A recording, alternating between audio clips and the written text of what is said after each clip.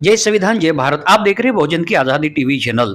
दोस्तों, बहुत समय के बाद, लंबे समय के बाद गुजरात में यह मीटिंग का आयोजन किया गया और यह मीटिंग में और यह बैठक में आप जो देख रहे हैं, यह गुजरात के प्रत्येक फुले शाहू अंबेडकर जी के और बुद्ध के विचारधारा से जुड़े हुए जो संगठन है, इस संगठनों के प्रतिनिधि है और यह प्रतिनिधि इस मीटिंग में उपस्थित है। और यह मीटिंग और इस बैठक का एक उद्देश्य है कि गुजरात में सभी संगठन, फुले शाहू अंबेडकर जी के विचारों के सभी संगठनों को इकट्ठा करके वर्तमान परिस्थिति को ध्यान में रखते हुए बहुजन एकता महासम्मेलन की आयोजन किस तरह से किया जाए, उसकी रूपरेखा किस तरह से तैयार की जाए, इसके संदर्भ में यह मीटिंग का आयोजन किया गया था। इस मीटिंग के प्रमुख मार्गदर्शक है माननीय राजेंद्र पाल गौतम जी, जो दिल्ली के विधायक है और बौद्ध धर्म के प्रसार और प्रचार के लिए वह निकल पड़े हैं अपने पूरे जिम्मेदारी के साथ। तो उन्होंने इस मीटिंग का अध्यक्ष के रूप में, इस मीटिंग के अध्यक्ष के रूप में उन्होंने मार्गदर्शन करने के लिए उनको आमंत्रित किया गया था और उन्होंने इस आमंत्रण को स्वीकारते हुए गुजरात में इस सम्मेलन की तैयारी कैसे की जाए उसके संदर्भ में मार्गदर्शन किया। देखिए, मुद्दो પછી લખજો પણ પહેલા એક જે સ્લોગન આપણે આપ્યું છે, જે નારો આપ્યો છે એ ફરીથી આપણે કહી રહ્યો છું કે સંગઠન તો એક બહાનું છે, સંગઠન તો એક બહાનું છે આપણે માનવતાવાદી રાષ્ટ્ર બનાવવું છે। સંગઠન તો એક બહાનું છે, સંગઠન તો એક બહાનું છે આપણે બુદ્ધની ઓર જવાનું છે। मतलब संगठन तो एक बहाना है, हमें मानवतावादी राष्ट्र बनाना है, हमें बुद्ध की ओर जाना है। ये रुपया 2,51,000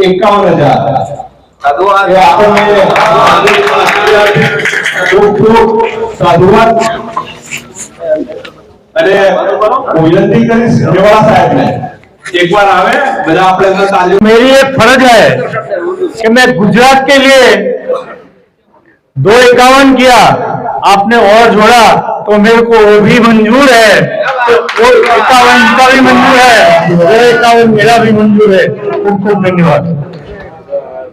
कार्यक्रम से ત્યાં સુધી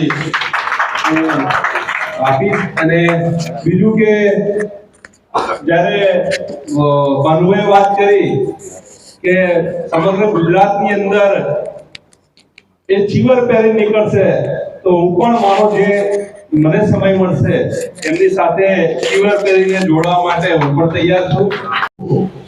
शांति और मानवता का संदेश देने वाले तथागत भगवान बुद्ध, महर्षि वाल्मीकि जी, संत गुरु रविदास जी, संत कबीरदास जी, गुरु नानक देव जी, ज्योतिबा फूले जी, सावित्रीबाई फूले जी, फातिमा शेख जी, साहू जी महाराज, नारायण गुरु, पेरियार इंदु रामास्वामी नायकर जी, डॉक्टर बाबा साहेब अम्बेडकर जी, माता रमाबाई जी, हमें माननीय कांसी साहब के चरणों में कोटि कोटि नमन करते हुए आदरणीय भिक्षु संघ और तमाम गुजरात के कोने कोने से आए हुए साथियों, सभी को विनम्र नमोबुद्धाय क्रांतिकारी जय भीम।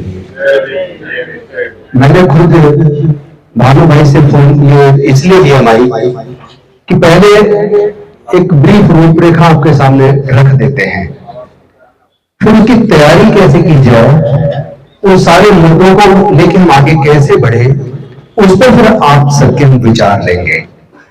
स्वतंत्रता पूर्वक सबको मौका मिलेगा, संक्षिप्त में रिपीटेशन ना करे कोई, उसको कैसे उन लक्ष्यों की तरफ हम आगे बढ़ सकते हैं, कैसे हम समतामूलक समाज बना सकते हैं, कैसे देश से जातियों को खत्म कर सकते हैं, कैसे दुनिया को समता, स्वतंत्रता, बंधुता, न्याय, प्रज्ञा, शील, करुणा और मैत्री का मार्ग दिखाने वाले दुनिया के सर्वश्रेष्ठ धम्म बुद्ध के धम्म का प्रचार प्रसार, जिसको पूरी दुनिया को आज जरूरत है।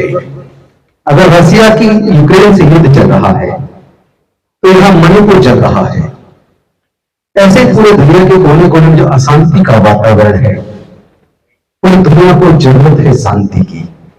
जहां शांति होती है वहां प्रगति होती है, जहां प्रगति होती है वहां खुशहाली होती है।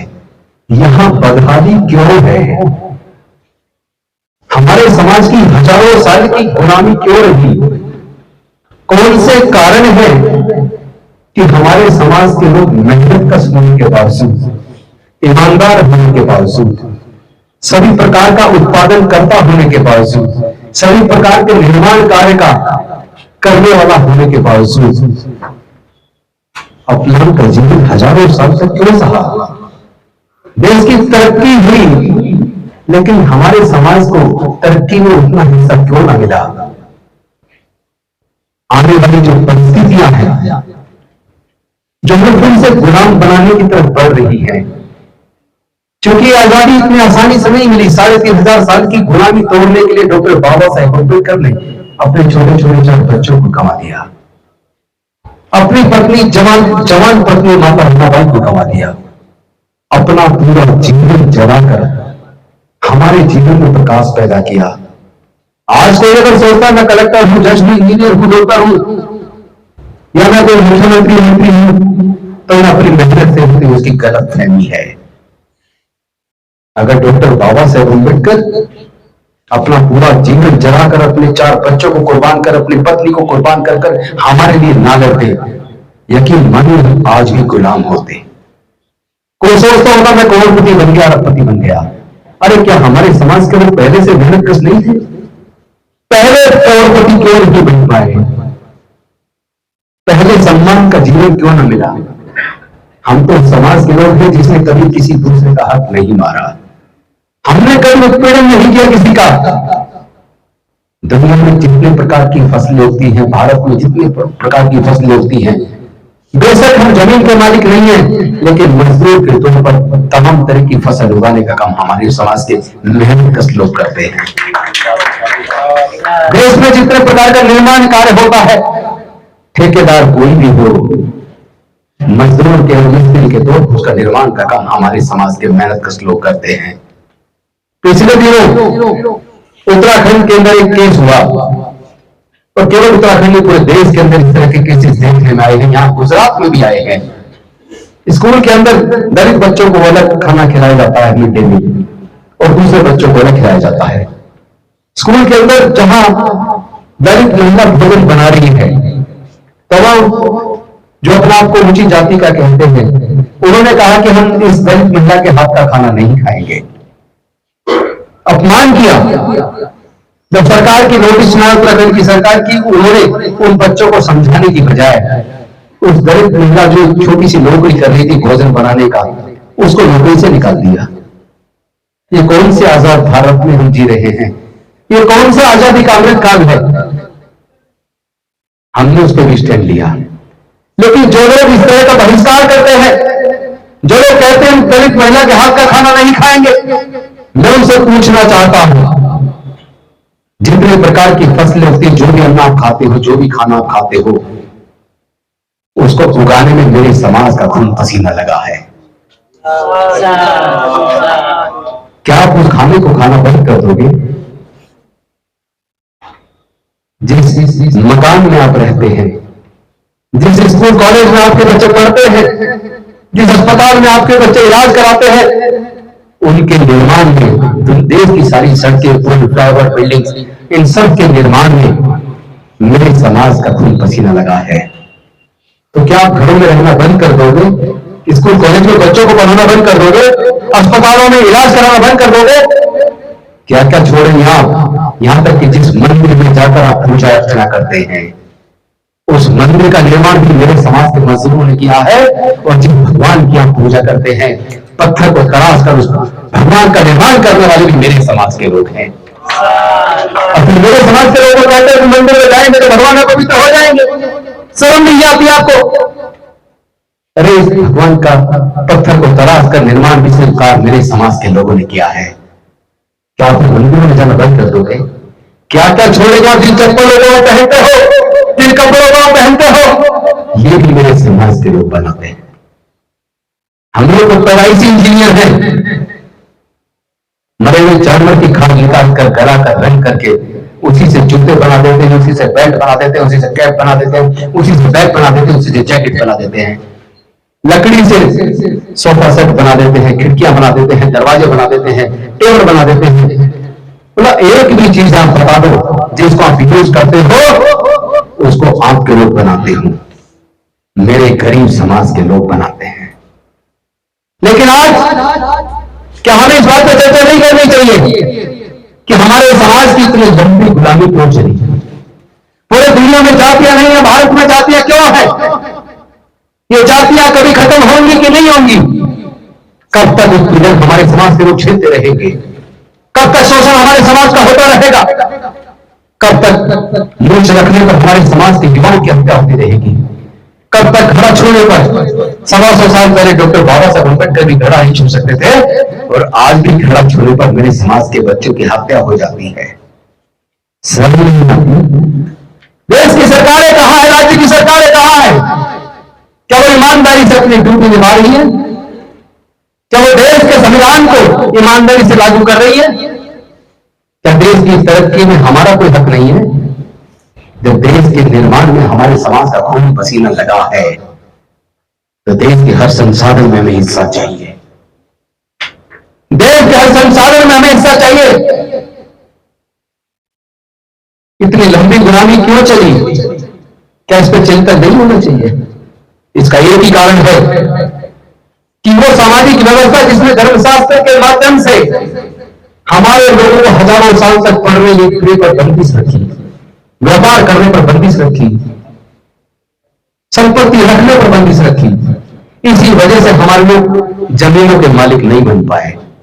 इसी वजह से हमारे लोग पढ़ नहीं पाए तो ज्ञान भी अर्जित नहीं कर पाए। इसी वजह से हमारे लोग व्यापारी भी नहीं बन पाए। ज्योतिबा फुले जी ने कहा था, ज्ञान बिना गति गई, मति बिना नीति गई, नीति बिना गति गई, गति बिना धन गया, और धन के अभाव में गरीब हो गए, गुलाम हो गए। ये जो पूरा समाज का 6,700 रुपए जातियों का जो नुकसान हुआ, ये केवल ज्ञान पर बंदिश की वजह से हुआ। लेकिन वो ज्ञान की बंदिश को तोड़ने का काम ज्योतिबा फुले, सावित्रीबाई फुले ने शुरू किया, और डॉक्टर बाबा साहेब अम्बेडकर ने सबके दरवाजे खोल दिए। रिजर्वेशन के माध्यम से नौकरियां दिलवाकर आगे बढ़ने के रास्ते खोल दिए। MP, MLA, मंत्री, मुख्यमंत्री सब कुछ बनने का रास्ता बना दिया। लेकिन आज ये चर्चा की जरूरत क्यों पड़ी? क्यों हमें बौद्ध भारत की तरफ बढ़ने के लिए तैयार होना पड़ा? कौन से कारण है? कारण यह है कि एक तरफ सरकारें कहती हैं आजादी का 75वां साल है, आजादी का अमृत काल है। हमें ऐसा अमृत काल नहीं चाहिए जहां आज भी हमारे बच्चों की घड़ा छोड़ने पर हत्या होती हो। हमें ऐसा अमृत काल नहीं चाहिए जहां आज भी मूछ रखने पर हमारे युवाओं की हत्या होती हो। हमें ऐसा अमृत काल नहीं चाहिए जब हमारी बहन बेटियों की इज्जत लूटने के बाद जब हम आवाज बुलंद करते हैं तो हमारी बस्तियां जलाई दी जाती हैं। हम ये स्वीकार नहीं करेंगे। हम लड़ना जानते हैं, लेकिन हम जानते हैं कि लड़ाई लाठी गोली की नहीं है, ये लड़ाई विचारधारा की है। इसको दिमाग से लड़ना है, भावनाओं में बहके नहीं लड़ना है। भावनाओं में बहके लड़ने वाले हार जाया करते हैं। हम तो डॉक्टर बाबा साहब अम्बेडकर की संतान हैं, संत गुरु रविदास की संतान हैं। हम जीतना जानते हैं। हमारे अंदर वही खून है जिन 500 महारों ने 1 जनवरी जो 31 दिसंबर 1818 को पेशवाओं के साथ युद्ध हुआ, तो 500 महारों की हमारे बुजुर्गों ने 28,000 की पेशवा सेना को लिखते नाबूद कर दिया 24 घंटे के अंदर। 1 जनवरी 1818 में, 1 जनवरी 1819 को उस 28,000 की सेना को लिखते नाबूद कर दिया एक दिन के अंदर 500 हमारे पूर्वजों ने। हम तो योद्धा कौन है? हम तो कमजोर नहीं है। सिर्फ इतना हम डॉक्टर बाबा साहब अम्बेडकर के संविधान को मानते हैं। हम लोग किसी दूसरे का शोषण करने में भरोसा नहीं करते। हम लोग किसी दूसरे का हक मारने में भरोसा नहीं करते। लेकिन आज सरकारों ने बहुत बड़ी साजिश रच दी, जो हजारों साल की गुलामी तोड़कर हमारे विकास का रास्ता डॉक्टर बाबा साहब अम्बेडकर ने बनाया था। हमारे लिए पढ़ने की व्यवस्था की थी, रिजर्वेशन की व्यवस्था की थी, नौकरी की व्यवस्था की थी। वो रास्ता सरकारों ने एक साजिश के तहत उसे बंद कर दिया। अब आप कहेंगे बंद नहीं किया, कोई भी पढ़ सकता है। जब सरकारी स्कूलों के अंदर टीचर नहीं है, जहां 100 टीचर की जरूरत है वहां 10, 15, 20 टीचर हैं। जहां 5 साल की उम्र के बाद एडमिशन होता है, तो प्राइवेट स्कूलों के अंदर 2.5 साल के बच्चे को स्कूल में नर्सरी में दाखिला मिल जाता है। और उन पब्लिक स्कूलों के अंदर एक बच्चे की फीस का खर्चा, किताबों का खर्चा, वर्दी का खर्चा, ट्रांसपोर्ट का खर्चा, ट्यूशन का खर्चा, सारे खर्चे जोड़ लें तो मध्यम दर्जे के प्राइवेट स्कूल के अंदर 8 से 10 हजार रुपया महीना एक बच्चे को खर्च करना पड़ता है। जिस परिवार में 2 बच्चे हैं तो 2 बच्चों की पढ़ाई का पब्लिक स्कूल का खर्चा कम से कम 15 से 20 हजार रुपया महीना है। मैं पूछना चाहता हूं, क्या इस बहुजन समाज के 99% लोग ऐसे नहीं है जिनके पूरे परिवार की इनकम 15 से 20 हजार रुपये महीना है? आप लोग में से ज्यादातर 1% वाले लोग हैं जो बाबा साहब के आशीर्वाद से नौकरी में आ गए और नौकरी से घर में थोड़ा पैसा आया, खुशहाली आई, बच्चे पढ़ लिख गए, तो आज आप इस लायक बन के प्राइवेट में भी पढ़ा रहे होंगे। लेकिन 99% लोग आज भी हमारे समाज के सरकारी स्कूलों के ऊपर निर्भर है और सरकारी स्कूलों को जानबूझकर सरकारों ने इतना कमजोर कर दिया, ना टीचर है, ना पढ़ाई का माहौल है और वहां से बच्चे पढ़ के कामयाब नहीं हो सकते। यानी हमारे बच्चों से पढ़ाई को एक साजिश के तहत छीना जा रहा है। फिर भी किसी तरह मेहनत मशक्कत करके बच्चे आगे आ भी जाएं, पढ़ भी जाएं, और जब वो 12वीं पास करता है, बच्चा ख्वाब देखता है मैं इंजीनियर बनूंगा, मैं डॉक्टर बनूंगा, मैं वकील बनूंगा। अब उसको कोचिंग की जरूरत है। कोचिंग की फीस लाखों रुपए में है। पहली बात तो कोचिंग कराने के लिए लाखों रुपए नहीं है, और बाई चांस किसी तरह से कर्ज पानी करके या जो बैंक में जमा पैसे जो भी है सारा लगा के बच्चे को कोचिंग करा भी दी। कोचिंग करके बच्चा इतना काबिल हो गया, उसने कंपटीशन को पास कर लिया, क्वालिफाई कर लिया। अब उसको ऑफर होता है कि जाओ इंजीनियरिंग कॉलेज में, फला कॉलेज में तुम्हारा नंबर आ गया, जाके एडमिशन ले लो। फला नेशनल लॉ स्कूल में आपके बच्चे का एडमिशन ऑफर हो गया, जाके एडमिशन ले लो। फला मेडिकल कॉलेज में बच्चे का ऑफर आ गया, जाके एडमिशन ले लो। बीआर्क में ले लो, मैनेजमेंट कोर्स में ले लो। मैं आपको बता रहा हूं प्राइवेट की नहीं, सरकारी की, सरकारी इंजीनियरिंग कॉलेज के अंदर कई जगह 2.5 लाख, किसी जगह 2.25 लाख, किसी जगह 2 लाख, किसी जगह 2.25 लाख 1 साल का खर्चा है। 1 साल का केवल फीस का।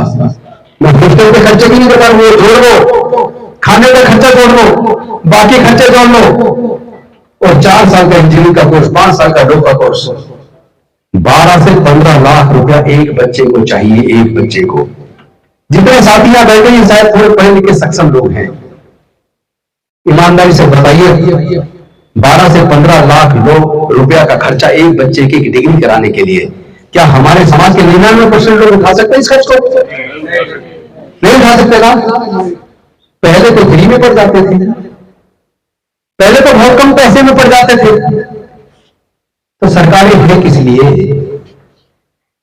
एक कल्याणकारी राज्य की परिकल्पना की थी डॉक्टर बाबा साहेब अम्बेडकर ने, लेकिन वो कल्याणकारी राज्य कहां रहा? वो तो पूंजीवादी राज्य हो गया। सब कुछ प्राइवेटाइज हो रहा है। जब एजुकेशन प्राइवेटाइज हो जाएगी तो हमारे बच्चों से दोबारा से एजुकेशन छीन जाएगी। जब सरकारी कॉलेज में इतनी फीस हो तो प्राइवेट में क्या हाल होगा?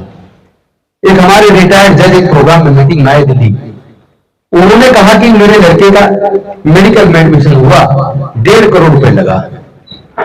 1.5 करोड़ तो एक बच्चे को मेडिकल में लगा दिया। चलो जज साहब तो बड़े घर के होंगे, बड़ा पैसा होगा, कहने मैंने जमीन की बेच दी। मैं पूछना चाहता हूं हमारे समाज के लोगों के पास तो जमीन नहीं है, हम क्या बेचेंगे? हमारे पास तो केवल अपना खून पसीना है, श्रम है, हम तो उसको बेच के अपने बच्चों का पेट पालते हैं। तो हमारे बच्चों का भविष्य का क्या होगा? क्या किसी को चिंता करनी चाहिए? नहीं करनी चाहिए। क्या आप अभी उम्मीद लगाए कि डॉक्टर बाबा साहब अम्बेडकर आएंगे वो करेंगे? हम में से, आप में से किसी को डॉक्टर बाबा साहब अम्बेडकर बनना होगा। मैंने तय किया है मैं जिंदगी में MP, MLA, मंत्री कुछ बनूं या ना बनूं, पर डॉक्टर बाबा साहब अम्बेडकर के सपने को साकार करने के लिए अपना पूरा जीवन लगा दूंगा। मेरी पत्नी साथ में आई है, एक मिनट के लिए आ गई है। मेरी पत्नी ने, मैंने अपनी माताजी और अपने बच्चों के सामने बैठ के तय किया है कि हमारे पूरे परिवार का जो भी कुछ हमारे पास है अपने बाबा साहब के सपने को साकार पूरा करने में लगा देंगे। और इसमें जान भी चली जाए तो कोई कम नहीं है। रोज मर रहे ना, एक्सीडेंट में मर जाते हैं लोग, हार्ट अटैक से जवान लोग मर जाते हैं। आपके ही गांधीनगर में डॉक्टर गांधी 41 साल की उम्र में जिसने 14,000 के करीब हार्ट ऑपरेशन किए और हार्ट अटैक से डेथ हो गई। 41 साल की उम्र में। ये तो अभी की घटना है। तो जब मरना होगा तो हार्ट अटैक से मर जाएंगे, कैंसर से मर जाएंगे, एक्सीडेंट में मर जाएंगे, तो मरना तो तय है। भगवान बुद्ध ने कहा हर चीज अनित्य है। जब मरना तय है तो पैसे इतने जोड़ के कोई अपने को बांध के ले जाता नहीं देखा। तो अपना मोह पैसे से नहीं है, अपना मोह अपने समाज के विकास से है, अपने समाज के सम्मान से है। सम्मान को मेंटेन करने के लिए जो कुछ करना पड़ेगा करेंगे, जो भी कुर्बान करना पड़ा करेंगे, लेकिन हम इस लड़ाई को तब तक जारी रखेंगे तब तक देश से, हमारे समाज के ऊपर होने वाला उत्पीड़न बंद ना हो जाए, तब तक ये लड़ाई जारी रहेगी। लेकिन इस लड़ाई में ध्यान रहे, कई बार ऐसे नेता आएंगे समाज के जो हमें उकसाएंगे, युवाओं को उकसाएंगे और कहेंगे हम लाठी का जवाब लाठी से देंगे, गोली का गोली से देंगे। साथियों, ये लड़ाई लाठी और गोली की नहीं है, ये लड़ाई विचारधारा की है। और विचारधारा की लड़ाई केवल विचारधारा से लड़ी जा सकती है। विचारधारा की लड़ाई लाठी गोली से नहीं, केवल विचारधारा से लड़ी जा सकती है। ये बात सब समझ लेना, क्योंकि वो दिमाग से चल के हमारा बेवकूफ बना रहे हैं। देखो कहीं भी जो धार्मिक जुलूस होते हैं उसमें जो तलवारें लहरा रहे होते हैं वो कौन लोग हैं? जहां दंगे होते हैं, दंगों में जो मारे जाते हैं, ये जो मारने वाले लोग होते हैं, या मारने के बाद जो जेल जाने वाले लोग होते हैं, उसकी लिस्ट निकाल के कभी देख लेना वो कौन लोग हैं। लोग सारे गरीब समाज के मिलेंगे, लेकिन वो दंगे करवाने वाला दिमाग कोई और होगा। वो ऐसी कमरे में बैठ के दिमाग चलाता है। हमने 2002 के गुजरात दंगे के अंदर जो जेल गए उनकी लिस्ट देखी, 1600 के करीब लोग जेल गए, 95% लोग SC ST OBC समाज के जेल गए। अरे भाई, लड़ाई वो सत्ता पे कब्जा करने के लिए लड़ रहा है, धर्म की लड़ाई नहीं है। वो धर्म के नाम पे सबको बेवकूफ बना रहे हैं।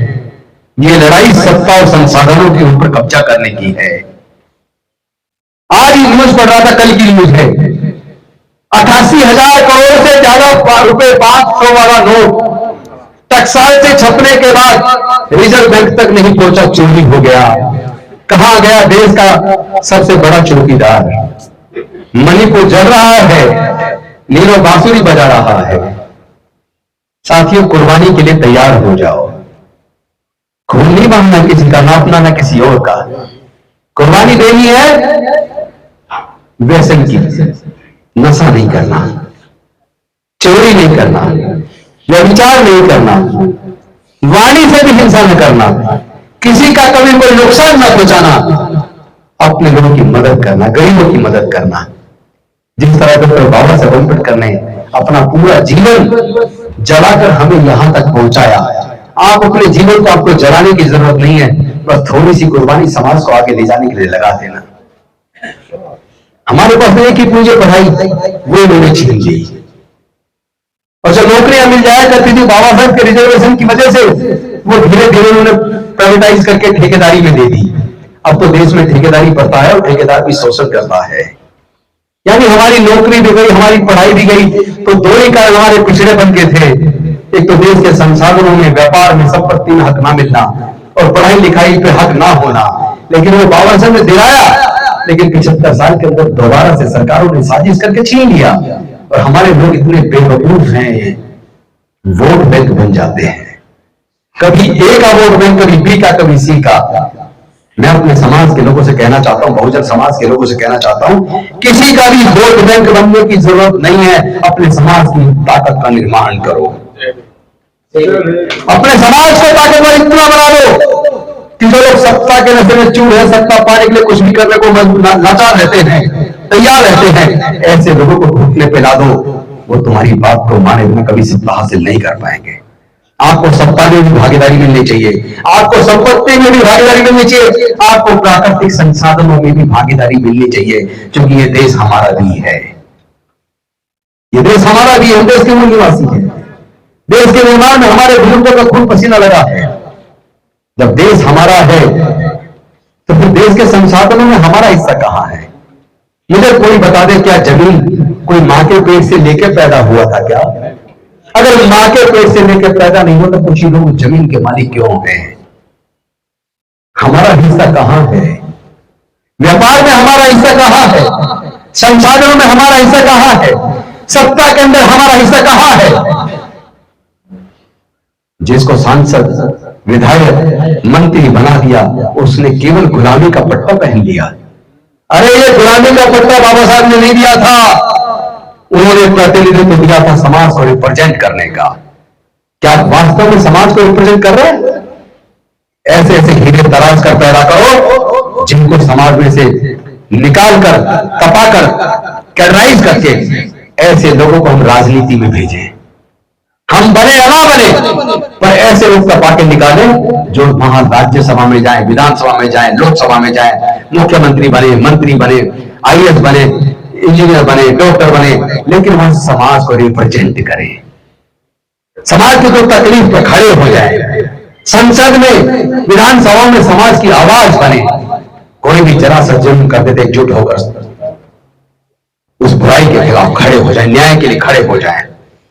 लेकिन इसके लिए ध्यान रखना, पूरे दुनिया में आपको एक एग्जाम्पल नहीं मिलेगा कि किसी को कोई गंभीर बीमारी हुई हो, डॉक्टर कहे तुम्हारा ऑपरेशन होना है, तुम 20 बोतल खून का इंतजाम करो।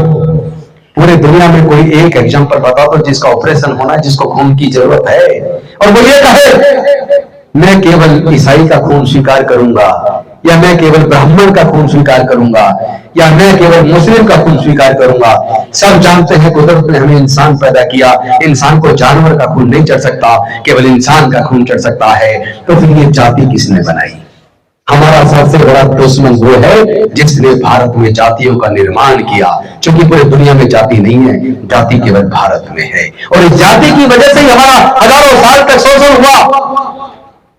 अब जातियों को छोड़ दो, समाज को जोड़ दो, अगर वो बाबा साहब अम्बेडकर के सपने को साकार करने के लिए सब तैयार हो जाओ। क्या आप सब तैयार है? जो तैयार है वो दोनों हाथ खड़े करें। पूरी तरह तैयार है? जय जय जय जय जय भीम, जय जय जय जय जय भीम, जय जय जय जय जय भीम। मैं पूरे देश में जाकर इस काम को कर रहा हूं कि अपने बहुजन समाज को कम से कम इस बात के लिए तैयार कर दूं कि अब जातियों को छोड़ दो, समाज को जोड़ लो। क्योंकि जाति कुदरत ने नहीं बनाई, जाति उसी ने बनाई जिसने हजारों साल तक हमारा शोषण और उत्पीड़न किया। जातियों को जिंदा रखोगे तो जाति की वजह से उत्पीड़न जिंदा रहेगा। जब तक तुम जातियों में बने रहोगे तब तक जाति की वजह से उत्पीड़न चलता रहेगा। अगर आप शोषण से मुक्ति चाहते हो, उत्पीड़न से मुक्ति चाहते हो, तो पहले जाति से मुक्त हो जाओ। जाति ब्राह्मणों ने बनाई जा, आप जान गए ना? तो क्या तुम जाति छोड़ने को तैयार हो? थोड़ी आंख खुली। मैं पूछो, क्या तुम जाति छोड़ने को तैयार हो या नहीं? जब तुम जाति छोड़ दोगे, समाज को जोड़ दोगे, तो मैं दावे के साथ कह सकता हूं डॉक्टर बाबा साहब अम्बेडकर का सपना साकार होगा। ना हो पाए तो मेरी गर्दन कलम कर देना।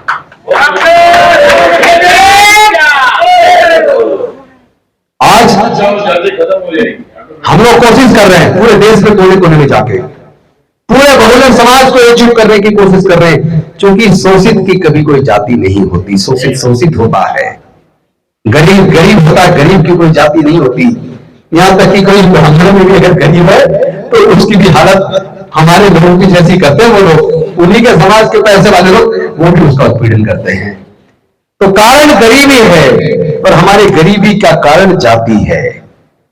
क्योंकि जाति की वजह से नहीं पढ़ने दिया, जाति की वजह से संपत्ति इकट्ठा नहीं करने दी, जाति की वजह से तो व्यापार करने पर बंदिश थी। जाति टूटेगी तो वो पीड़न टूटेगा, जाति की बेड़ियां टूटेगी तो हमारे समाज का विकास का रास्ता बनेगा। जाति टूटेगी तो डॉक्टर बाबा साहब अम्बेडकर का सपना पूरा होगा। जाति टूटेगी, बहुजन समाज बनेगा तो मान्यवर कांशीराम साहब का हुक्मरान बनने का सपना पूरा होगा। मैं इस भरोसे के साथ आप सबको कहना चाहता हूं, कम से कम जो लोग यहां हैं, क्या वो इस संकल्प के लिए तैयार है? डेट आज तय कर देंगे कि इस बार गुजरात के अंदर राष्ट्रीय बौद्ध सम्मेलन बहुजन समाज सम्मेलन 1 लाख से ज्यादा लोग होने चाहिए। रात दिन लगेंगे, आज ही कमेटी का गठन करेंगे तो कमेटी तब तक लगातार 5 महीने की तैयारी, 4 महीने की तैयारी करेगी। गांव गांव तक संदेश चला जाने से पूरे देश के अंदर संदेश देने की जिम्मेदारी हमारी। गुजरात के भी लोग होंगे, पूरे देश के लोग होंगे। 1 लाख से ज्यादा, 10 लाख होना चाहिए। 10 लाख करोगे तो 10 जीवन कुर्बान। आप तैयारी शुरू कीजिए। अभी आने वाले 10 सितंबर को एक स्टेडियम बुक किया हुआ है जयपुर में राष्ट्रीय बौद्ध सम्मेलन, बहुजन समाज सम्मेलन, अपने हक अधिकार का सम्मेलन आने वाले 10 सितंबर को जयपुर के अंदर है, राजस्थान प्रदेश का। आप में से जो आ सकते हैं उसमें आए। वहां राजस्थान की टीम रात दिन लगी हुई है, हम लोग भी वहां जाकर तैयारी करवा रहे हैं, और गुजरात में भी आके मैं तैयारी करवाऊंगा। एक जिले में जाऊंगा आपके साथ, लेकिन 1 लाख से क्रॉस करना। उन्होंने 10 लाख कह दिया, 10 लाख हो जाएगा तो मैं गारंटी देता हूं आपका हमेशा के लिए उत्पीड़न बंद हो जाएगा। फिर किसी के मुंह चाकरे पर हत्या करने को हिम्मत नहीं कर पाएगा, कोई घड़ा छोड़ने पर हिम्मत नहीं कर पाएगा हमारे बच्चे की हत्या कर दे। आप तैयारी कर रहे हो तो चश्मे पे भी आ गए, अब तो चश्मा लगाने पे हत्या कर दी। इतने कमजोर भी हम नहीं है। हम वही 500 पहाड़ों वाला खून है, जिस दिन अपनी पर आ गए मिटा देंगे। लेकिन इसके साथ मेरे शब्द ध्यान से सुनना, जब तक उसको अपने ऊपर अंगीकार नहीं करोगे तब तक उत्पीड़न से मुक्ति नहीं मिलेगी। इसको मैं 2 लाइन के शेर के माध्यम से बताऊंगा। मिटा दे अपनी हस्ती को अगर मर्तबा चाहता है, मिटा दे अपनी हस्ती को अगर मर्तबा चाहता है, कि दाना खाक में मिलकर गुल गुलजार होता है। जिस तरह जमीन को जोतते हैं उसमें बीज डालते हैं, पहले वो बीज सड़ता है, अपने अस्तित्व को मिटा देता है, उसके बाद अंकुरित होकर पौधा निकलता है, फिर वो फल देता है, फूल देता है, सब तरह की। मतलब इतनी छोटी सी चीज से सीख ली जा सकती है। जो लोग अपने आप को मिटाने को तैयार हो जाएंगे वो समाज का निर्माण कर देंगे, वो भारत के शोषण को हमेशा मिटा देंगे। क्या आप तो तैयार है? बहुत बहुत धन्यवाद। बस ये ध्यान रखना, कोई भी संगठन हो सबको साथ लेके चलना है। गली गली में संगठन खुल चुके हैं तो हमारे समाज के लोग ना, है तो बहुजन समाज के लोग, है तो हमारे भाई बहन, चाहे वो समता सैनिक चला रहे हो, चाहे वो स्वयं सैनिक दल चला रहे हो, चाहे वो भारतीय बौद्ध महासभा चला रहे हो, चाहे बुद्धिस्ट सोसाइटी ऑफ इंडिया चला रहे हो, चाहे डॉक्टर अम्बेडकर समाज चला रहे हो, चाहे रविदास गुरु समाज के नाम से चला रहे हो, जितने मर्जी जिस मर्जी नाम से चला रहे हो, चाहे किसी भी पॉलिटिकल पार्टी में हो, नेताओं से भी आप नफरत मत करो, उनको रास्ते पे लाना है। क्योंकि कोई भी बड़ा काम जब तक आप सत्ता पे काबिज नहीं होंगे, सम्राट अशोक अगर राजा ना होते तो पूरी दुनिया में बुद्धि का धम्म ना फैलता, बहन माया होती अगर मुख्यमंत्री ना बनती तो दलित प्रेरणा स्थल नोएडा में न बनता, डॉक्टर अम्बेडकर स्मारक लखनऊ में न बनता, अगर खड़गे जी देश के इतने बड़े रेलवे मंत्री या दूसरे विभागों के मंत्री ना बने होते तो कर्नाटक के गुलबर्गा के अंदर 78 एकड़ जमीन में इतना शानदार बौद्ध विहार न बनता। बड़े काम सरकारों के निर्णय से हजारों करोड़ खर्च हो सकते हैं, हम सब लोग चंदे से करें तो 100 करोड़ करने में हमें बड़ी मेहनत करनी पड़ेगी। इसलिए सरकारें हमारे कहने पे चले, क्योंकि वोट देके हम चुनते हैं। इसके लिए मैं कह रहा हूं समाज को तैयार करो, इतना मजबूत कर दो, क्योंकि बाबा साहब ने इतनी कीमती चीज दी है, 1 man 1 vote 1 vote 1 value. Minimum common programme बनाओ, समाज का मिनिमम कॉमन प्रोग्राम बनाओ, उससे जोड़ो। कौन किस पार्टी में इससे मतलब नहीं है, इन मुद्दों से अगर सहमत है तो इस मुद्दे पर हमारे साथ मिलकर लड़ो। आप जिस पार्टी में रहे हमें कोई राज नहीं है, लेकिन क्या आप इस समाज के होने के नाते इस समाज के हक अधिकार के लिए लड़ने के तैयार हैं या नहीं है? क्या आप जहां संसद के अंदर या विधानसभा के अंदर है वहां समाज की आवाज बनने के लिए तैयार है कि नहीं है? अगर नहीं बनोगे अगली बार तुम्हें जीतने नहीं देंगे। ऐसे किसी भी नेता को जो संसद में विधानसभा में बाबा साहब के दिए रिजर्वेशन से पहुंच गया, लेकिन बाबा साहब की इच्छा के हिसाब से समाज की आवाज नहीं बनता, उत्पीड़न के खिलाफ नहीं बोलता, गुलाम बन जाता है, ऐसे लोगों को हम अब सत्ता में नहीं जाने देंगे, जीतने नहीं देंगे। इसके लिए समाज को तैयार करना है, पूरे देश में तैयार करना है। अगर आपने तैयार कर दिया फिर देखना आपके किसी नेता की इतनी हिम्मत नहीं है कि संसद में विधानसभा में जीत के चला जाए और उसके बाद आपके लिए उसके घर के दरवाजे बंद हो जाएं, फिर वो आपकी आवाज ना बने, किसकी हिम्मत नहीं है। मिनिमम कॉमन प्रोग्राम बनाना है, सारे जितने संगठन चल रहे हैं समाज को उनको एकजुट करना है, मर्ज करने की बात मत करना है। जो 20 साल से चल रहा वो कह रहा मैं पुराना हूं मैं क्यों मर्ज करूं, मर्ज मत करो, अपना अपना चलाओ, लेकिन मिनिमम कॉमन प्रोग्राम में जब भी मुद्दा कोई समाज कहा जाए, उस मुद्दे में सब एकजुट होकर लड़ो। जैसे ये सब लड़ते हैं ना, आरएसएस के सिस्टर कंसर्न अपने मुद्दों पर एकजुट होकर लड़ते हैं, उसी तरह जब समाज का कोई मुद्दा है, हम किसी भी संगठन से, किसी भी पॉलिटिकल पार्टी से एकजुट होकर इस लड़ाई को लड़ेंगे। ये न्याय की लड़ाई है, ये समता मूलक समाज के निर्माण की लड़ाई है। हम सब ऐसा करेंगे। बहुत बहुत धन्यवाद। तो मिनिमम कॉमन प्रोग्राम बनाना है, हमारे उत्पीड़न के कारण आपको पता है, और हमारे आगे बढ़ने का रास्ता कहां से निकलेगा वो भी आपको पता है। आपको सिर्फ बुराइयों को छोड़ के अच्छे मार्ग पर चलना है, और वो मार्ग बुद्धि के धम्म में है, क्योंकि धम्म और धर्म में अंतर है। धर्म चलता है धर्म शास्त्र से, धम्म चलता है वैज्ञानिक दृष्टिकोण से। धम्म समता, स्वतंत्रता, बंधुता, न्याय, प्रज्ञाशील और करुणा का मार्ग दिखाता है। धम्म में प्रेम है, धम्म में सबके लिए सम्मान है, धम्म में सबके लिए समान अवसर है, धम्म सबको साथ लेकर आगे बढ़ता है, धम्म सबके लिए खुशहाली लेकर आता है, धम्म सबके मन में शांति पैदा करता है, धम्म में सबका कल्याण है। हम धार्मिक बने या ना बने, पर हम धम्म के मार्ग पर जरूर चले। इन शब्दों के साथ मैं चाहूंगा जो मुद्दे मैंने रखे हैं, उन मुद्दों पर आप सब लोग अपने विचार दें, और साथ में इसकी तैयारी कैसे करेंगे, उसकी टीम में कौन कौन शामिल होना चाहता है जो अपनी मर्जी से हो, और उस टीम का चेयरमैन कौन होगा जिसकी जिम्मेदारी हो कि वो पूरा अरेंजमेंट जो होगा उसमें लाखों रुपए का खर्च भी आएगा।